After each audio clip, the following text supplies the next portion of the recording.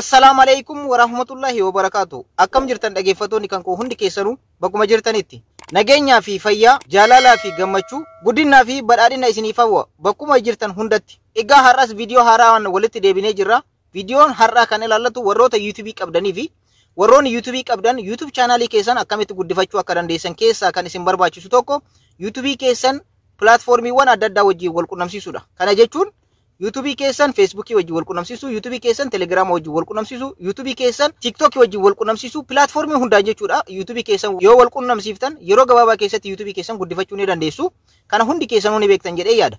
Egaa warroonni YouTube qabdan har'a kan isinitti agarsiisu akkamitti YouTube chaanalii keessan Facebook page wajjin wal qunnamsiisuudhaan subscriber baay'ee, watch hour baay'ee yookaan sa'aatii baay'ee akkamitti argachuu akka dandeessanidha kan isinitti agarsiisu. Egaa salphamatti YouTube keessan Facebook page wajjin yoo wal qunnamsiiftan salphamatti jechuudha dhaggeeffattoota kan koo subscriber baay'ee argachuu ni dandeessanii, sa'aatii baay'ee argachuu ni dandeessan jechaadha warroonni YouTube qabdan.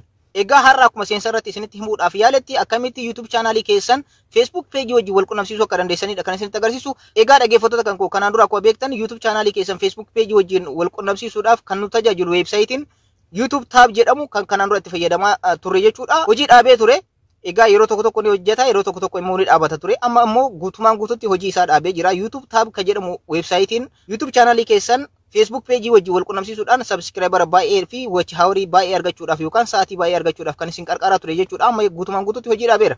Amma immoo bifa haarawaan weebsaayitiin haarofni dhufee jira. Weebsaayitii har'aa kanatti fayyadamtanii akkamitti YouTube chaanala keessan akkamitti Facebook page keessanii wal qunnamsiisuu akka dandeessanidha kan isinitti agarsiisu. Egaa weebsaayitii har'aa kanatti fayyadamtanii salphamatti YouTube chaanalii keessan Facebook pageedhaan wal qunnamsiiftanii subscriber baay'ee argachuu dandeessan, nama baay'ee horachuu ni dandeessan, akkanumallee sa'aatii baay'ee argachuu dandeessan yookaan watch hour baay'ee argachuu ni dandeessan karaa salphaa ta'een. Egaa isteepiidhaan isinitti agarsiisa guyyaa har'aa kana akkamitti YouTube chaanalii keessan Facebook pageedhaan wal qunnamsiisuu akka dandeessan jechuudha.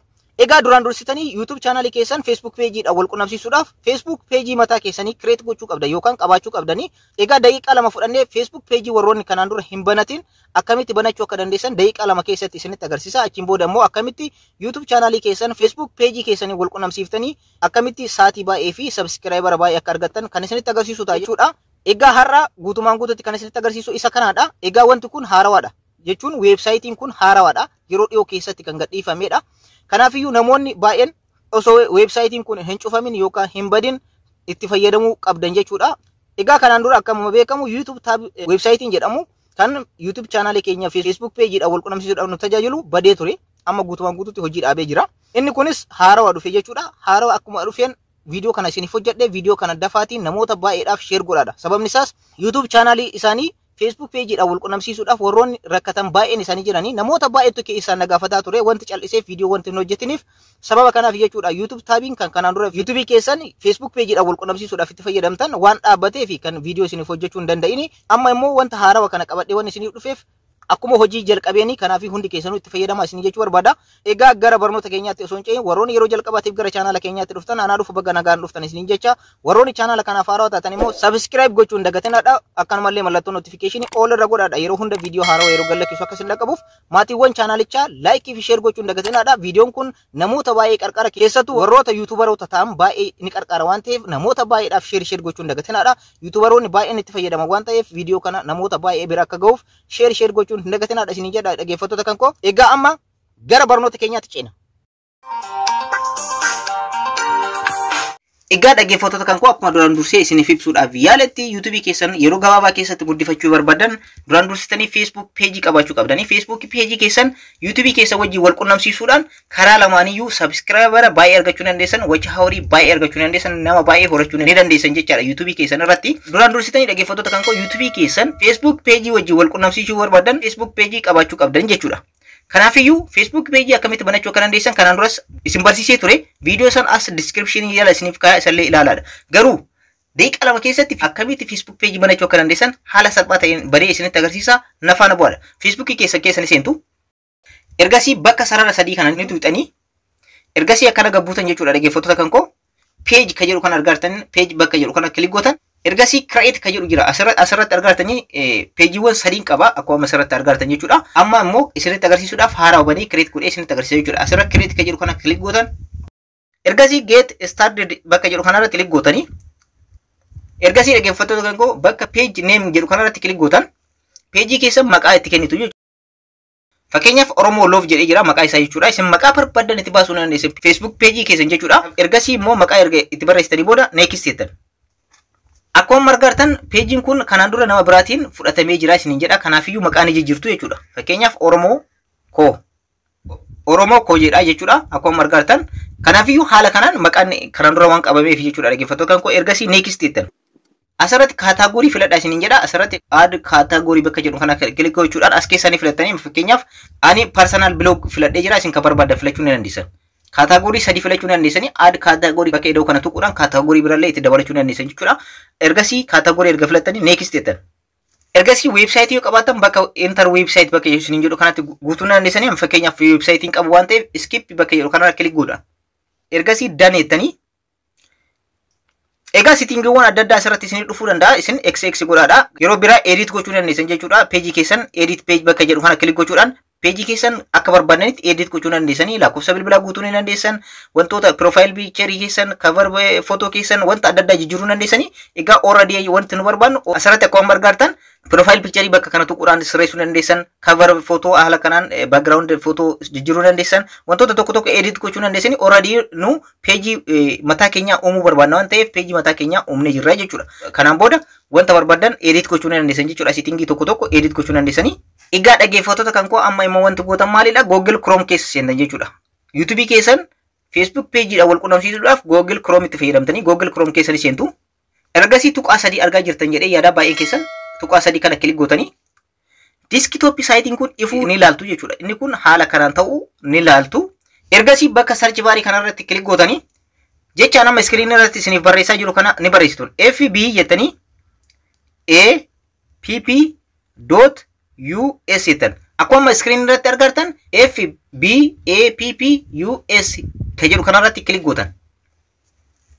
Egaa haala kanaan isinii dhufa jechuudha dhaggeeffattoota kan koo kanneen keessaa kan filattan FBAPP.us kan jedhu kana jechuudha kan filattan. Argaa jirtan jedhee yaada. Isa kana filattan linkii kana filattan jechuudha. Isa kanarratti kilik gootan. Egaa interface kanatti isiniif banama jechuudha. Egaa dhaggeeffattoota kan koo asirratti YouTube keessan kan barbaadanii wal quunnamsiisuu ni dandeessu jechuudha. Amma fakkeenyaaf akkuma argartan peejii keessaniin kan wal quunnamsiisuu dandeessa. YouTube ni dandeessu, Instagram ni dandeessu, Twitter ni dandeessu. Egaa kanneen hundayyuu jechuudha dhaggeeffattoota kan koo Facebook peejii keessanii wal quunnamsiisuu ni dandeessu jechuudha. Taabii kanatti fayyadamuudhaan. Kanaan dura dhaggeeffattoota kan koo duraan dursee akka isiniif himuudhaaf yaaletti YouTube tab kan jedhamu ture jechuudha. Websaayitiin YouTube tab jedhamutu kanaan dura kan YouTube keenya Facebook peejii keenya wal quunnamsiisuudhaaf nu tajaajilu ture. Garuu inni sun badee jira akkuma duraan dursee isinitti himuudhaaf yaale. Amma maal gootanii dhaggeeffattoota kan koo asirratti YouTube bakka jettu kanarratti kilik gootan. Egaa haala kanaan isiniif bana ammas dhaggeeffattoota kan koo tuqaa sadii kana tuquudhaan desktop saayitiin keessan ifuu sirriitti ilaalaadha. Desktop saayitiin keessan yoon hin sirraayin tasumayyuu suniif hin hojjetu jechuudha. Itti aansuudhaan maal gootanii add app to your page kan jedhu jira. Add app to your page kan jedhu kanarratti kilik gootan. Step isaa sirriitti na hordofaadha dhaggeeffattoota kan koo. Ergasii Google Chrome fi Lite isin filachiisa. Kanneen keessaa tokko ni filattu. Fakkeenyaaf Facebookii kana filadhee jira. Egaa dhaggeeffattoota kan koo irra yoo isiniin jedhe haala kanaan asirratti tuqaa sadii kana tuquudhaan desktop saayitiin keessan isin jalaa baddi jechuudha. Yeroo badde haala kanaan desktop saayitii kana right gootan. Amma argartan jedhee yaada right gootanii jechuudha.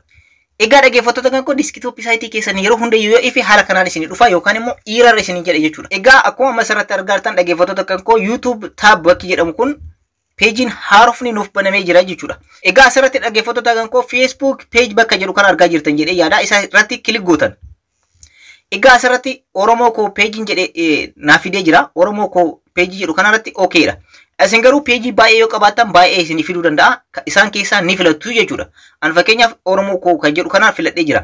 Garuu peejiin keessan kanaan dura YouTube taabiidhaan wal quunname yoo ta'e isiniif hin fudhatu. Peejiin keessan haarawaa ta'uu qaba yookaan kanaan dura YouTube taabiidhaan wal hin quunnamin ta'uu qaba. Kanaafii Oromoo koo isa amma kireet gooneedha. Isarratti ni filadha.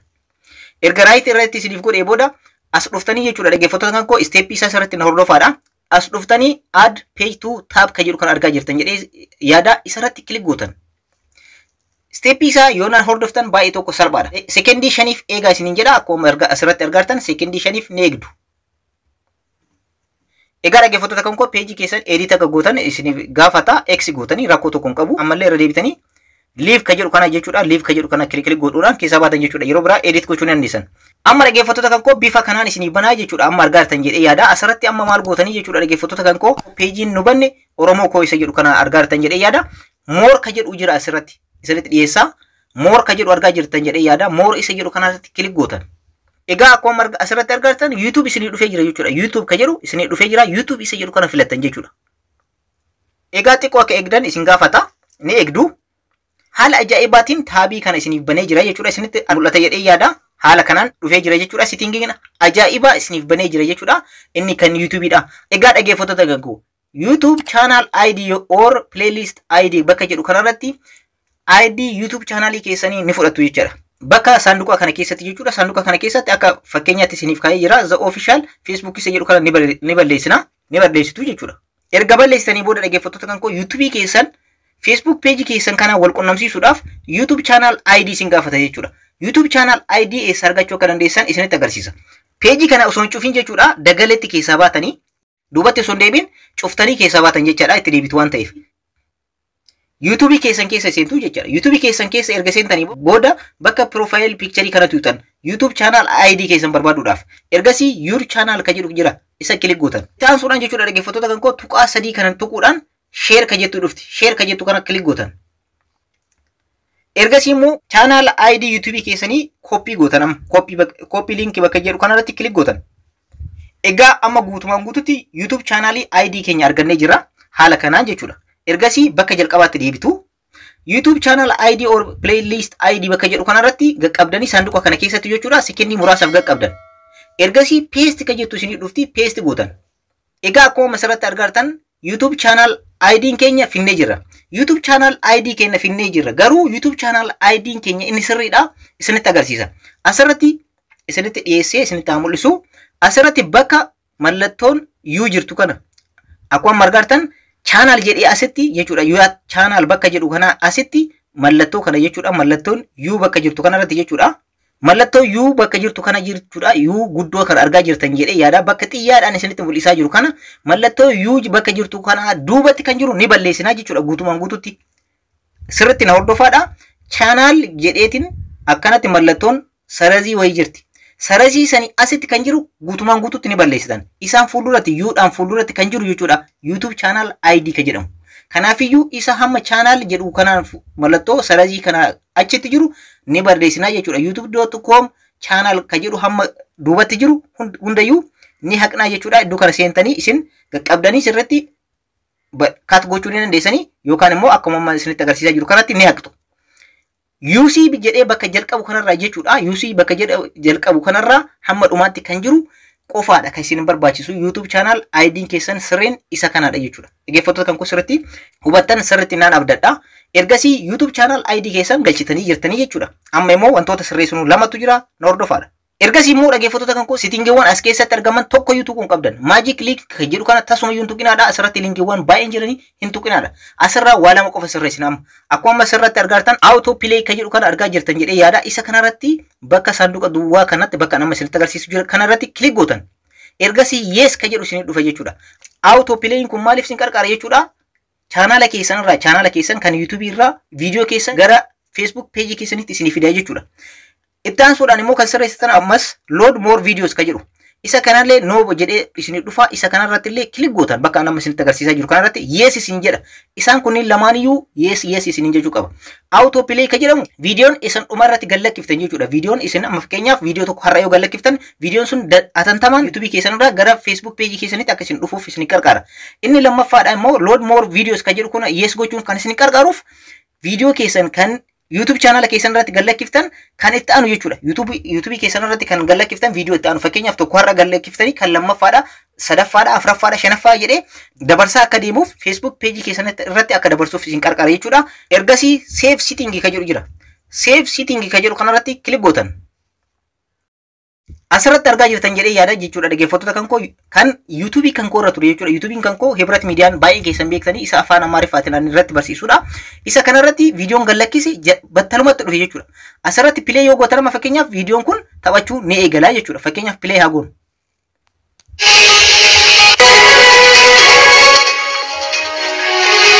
Egaa bifa kanaan garanatti isin dhufa jechuudha.